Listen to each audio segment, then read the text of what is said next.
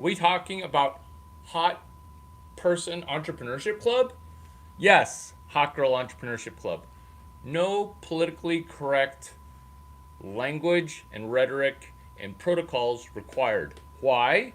Because I'm going to bring back DEI, the defensively excellent infielder.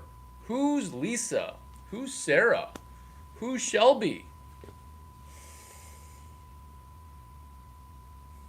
1,000,000, 1,000s.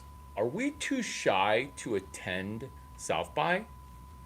No, no. All y'all might be.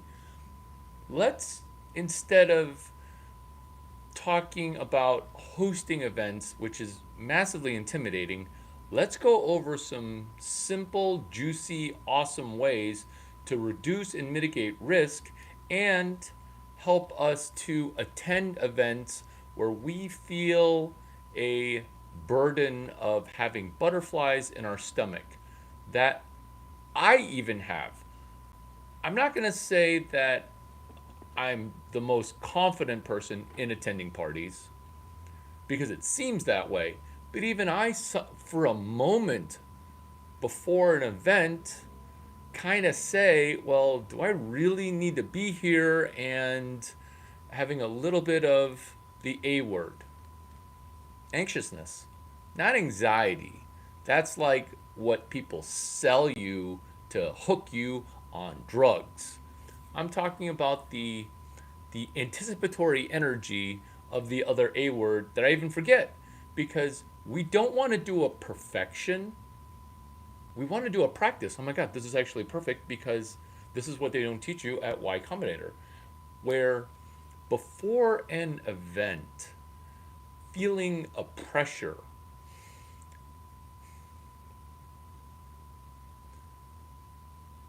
this is a terrific time. Why? Because it's breathing as awareness of what you're feeling. Because at that moment of, hey, I'm feeling a little bit of being off balance, that's how we can make attending parties a practice, not a perfection, and then hosting a party that we're having host skills at a party that we're a guest at. Let me simplify those components. Perfection is in your mind, where you have to be a perfect party guest.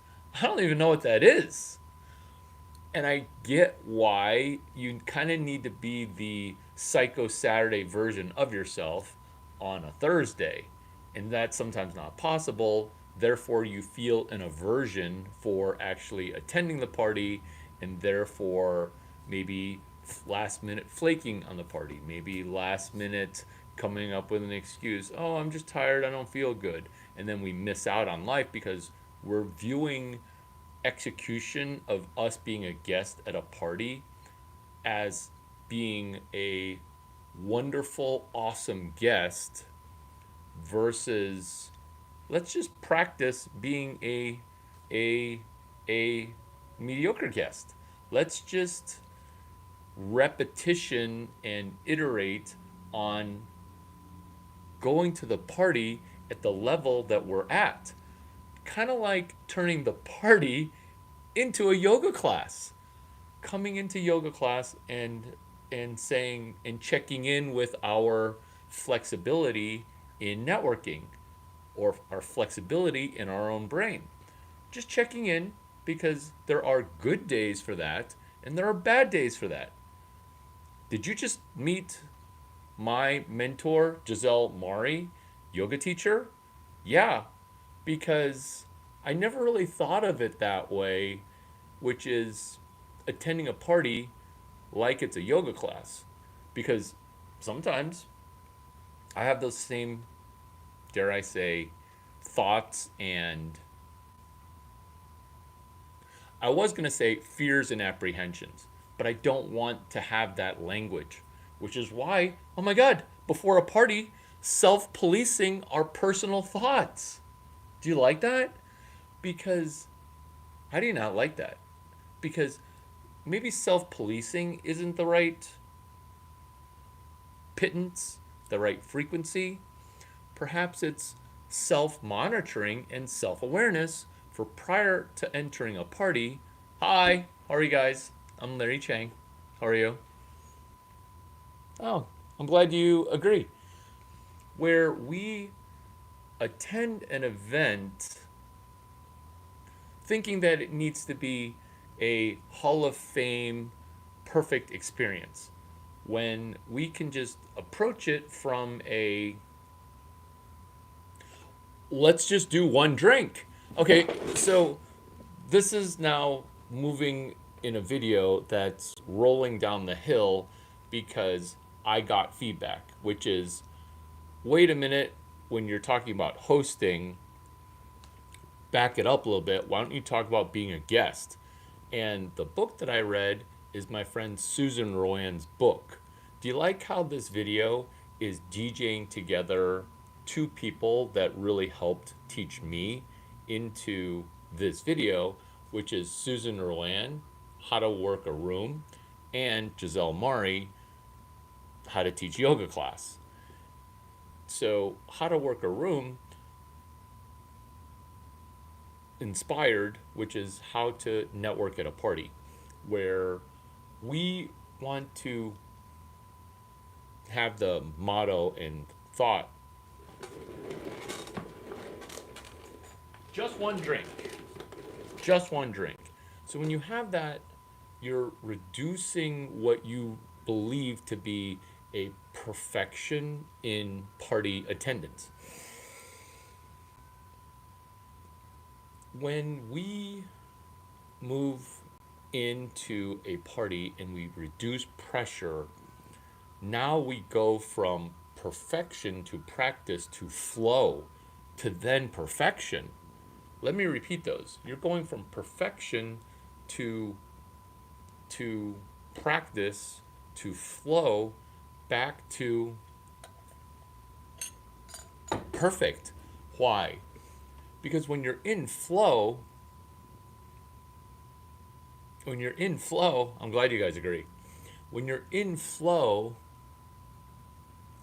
now the party and you participating in it can be better than you even would have imagined, which is actually better than perfect. Remember, this video is about how do you attend a South by Southwest party. So, reducing pressure, increasing prompting and preparation. Let's get into a few bullet points. You can win at the party if you're a competitive party attendee, such as myself, by doing the value added RSVP, where we are adding value to the host by announcing, hey, I'm going to be a guest. I'm a value added RSVP person.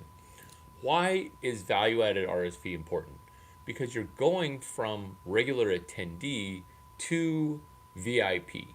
You're going from traditional, minimally effort guest to host.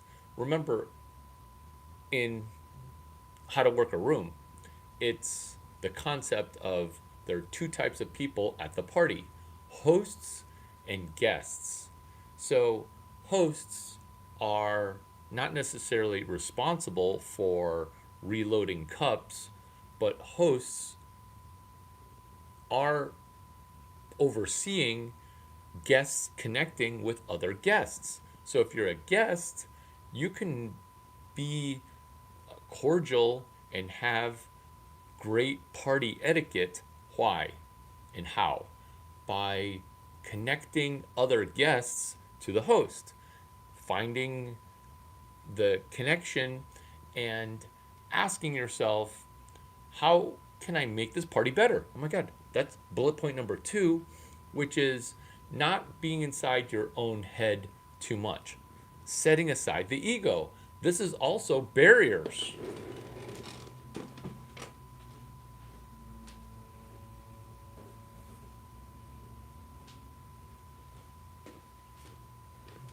Do you like how the sun is perfectly coming up as I show you the animal mascot for barriers?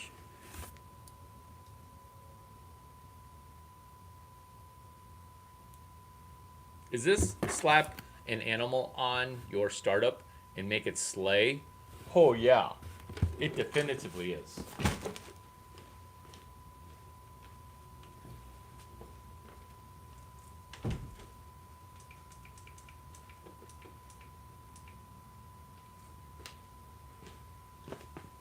Did we time this perfectly with the sunrise? That was lucky. Barriers. There's a bunch of them. Because what happens when you enter a party with a bunch of fluffy friends? The fluffy friends show that, hey, I'm super friendly, and is this the protocol for attending a party called slap an animal logo on my startup so that way we can slay? Slay it like slay, which is SLEIGH, slay, and slay, which is SLAYSLEIGH.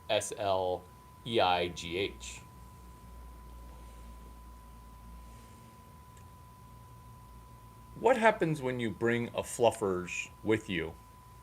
You're the life of the party. Why? Because who doesn't love a fluffers? How to attend a South by party if you're practicing party attendance as an introvert.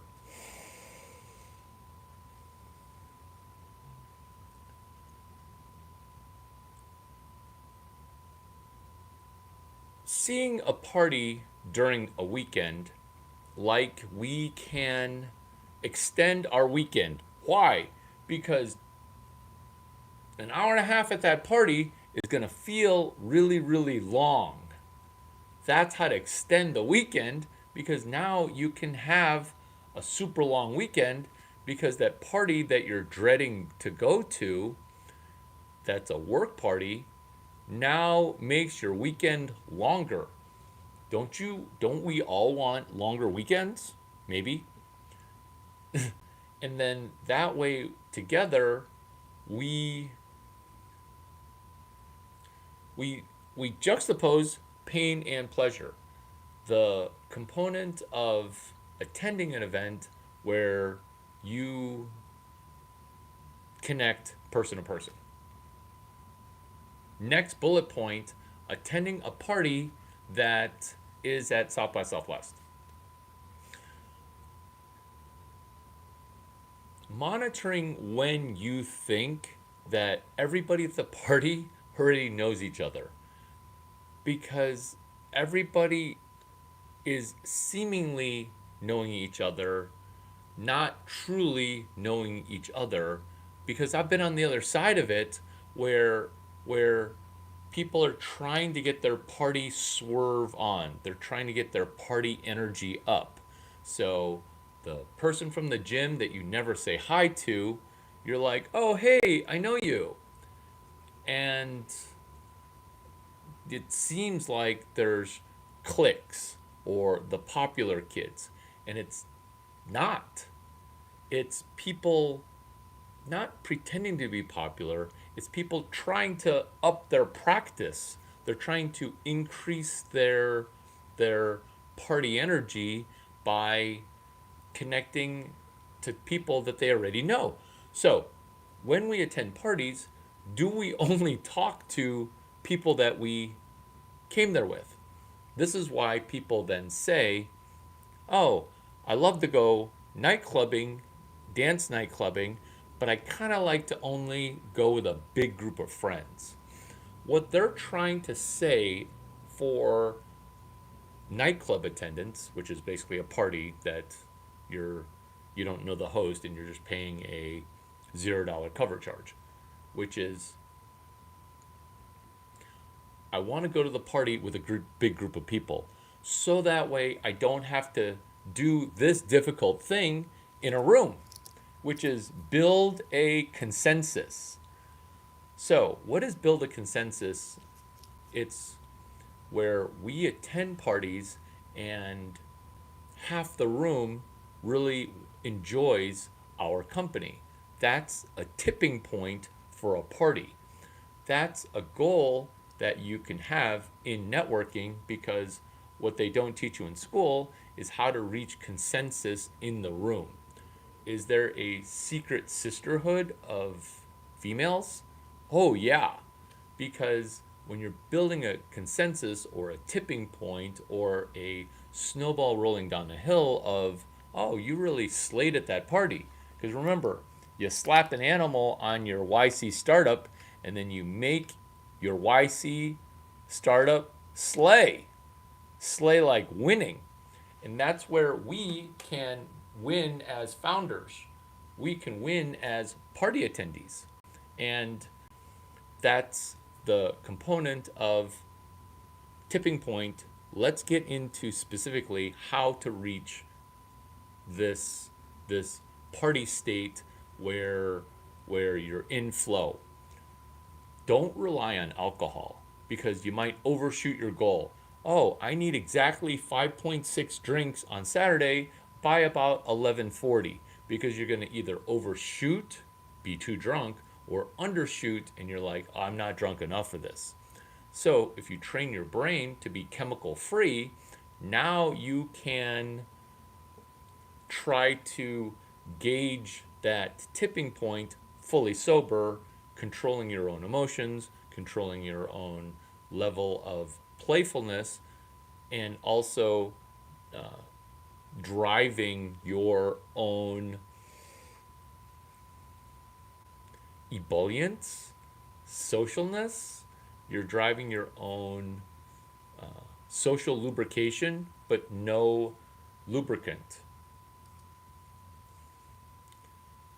Because what we're striving for is the ability to be able to turn on our party cells, our alter ego that loves going to parties. That's a muscle that as a introvert, it's not whether you're born intro or extrovert, it's whether you practice as an introvert making other people slightly more comfortable. Next bullet point. What happens when you're incredibly attractive and also shy? People think you're either arrogant or a jerk. Neither of those are very good. So if you're tall and good looking, you kind of need to be hosting even at parties that you're a guest. Why?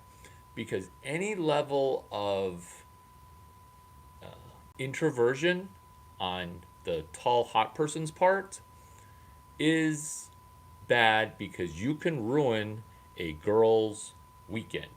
You can ruin a girl's month. Why? Because females take party rejection much, much more personally than males. And do you see why party attendance leads to entrepreneurship execution? And then for us to realize that women play the party game on easy mode, whereas men play the entrepreneurship game on easy mode. Is there a dual ruled party society? A little bit. That's why when the ratio of genders in the spectrum is off, the party dynamic is off. That's what we can realize inside of what they don't teach you at YC and what they don't teach in school, is that parties are slightly different, which is a PhD thesis, which we can then get into. When females get invited to a party, females have 100 questions about the party. Does that increase friction or reduce friction? It massively increases it. Too much planning, too much prep, and then after all these questions, oh, I'm not going to go because I flake or find something better. What do we do to achieve flow state for money. Do you like how I toggle between party and money, party and money? Because launching a company or doing well at work is basically attending an economic party that some people are not necessarily super inviting for you to attend. I can go over a bunch more specific topics when you guys direct message me for, hey, I've got questions about this video with 11 chefs in the kitchen of your mind, which is what you don't want to do at a party. You just want to attend the party and attempt to be in the present versus having 10 things going on in your head and then not remembering people's names. Having 11 chefs in the kitchen of your mind, then thinking, oh, I need to not clear my head, but just get back to zero. Or I need drinks in order for me to attend. Also, not good is if you need a pre-game with alcohol or pre-game with content to have. Another party hack is going into it with goals. Hey, I'll have a goal to find one new best friend. Another party hack, which is unique, is listening exercises. When you interrupt other people, that's the normal mode of the extrovert, is interrupting. The non-normal mode for either extroverts or introverts is motivational listening. Now, another party optimization and strategy is what they don't teach you at Y Combinator, which is can you motivationally listen in a situation where you have zero economic benefit coming because the person is of low social and economic worth? Because when you keep listening, sometimes you get an Easter egg. Bingo. Having words that you're listening for so that way when anyone's talking, you're able to really lean into listening. And that's a giant party hack if you're attending with people to not always be attached to them at the hip. Number 17, which is not finding new people and then establishing rapport by complaining. Oh, the DJ sucks. Oh, don't you wish it were warmer in here? Oh, the drinks are so expensive. Oh, nobody will buy me a drink. Having default expenses, having default complaints, not a good way to build rapport. Matching and mirroring, which is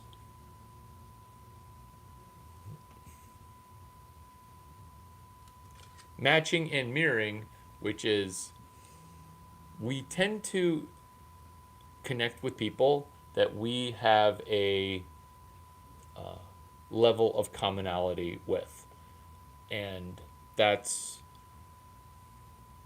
matching and mirroring. That's neuro-linguistic programming.